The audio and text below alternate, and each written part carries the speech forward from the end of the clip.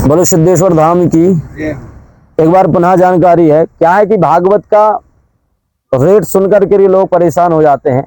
कई लोगों के मन में इच्छा होती है कि हमको कथा करानी है, भागवत कथा करानी है, श्री राम कथा करानी है, अन्य कथाएं करानी है। तो लोगों ने अपना रेट इतना बढ़ा दिया जैसे भागवत कथा व्यापार हो या बिजनेस हो। कोई 5 लाख, कोई 10 लाख, कोई 20 लाख, कोई 25 लाख। गाड़ी तो यहां तक पहुंच गई कि अब 2-2, 3-3 करोड़ में भागवत कथाएं हो रही हैं। भागवत एक बिजनेस बन गया है।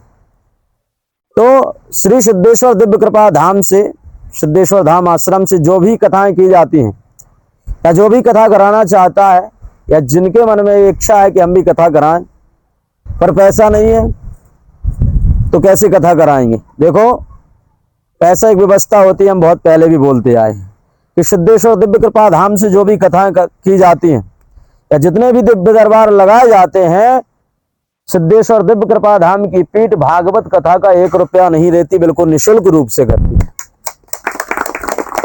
भागवत कथा, राम कथा या अन्य कथा बिल्कुल निःशुल्क रूप से कथाएं की जाती हैं। जाकी रही भावना जैसी, प्रभु मूरत देखी तिन्त ऐसी।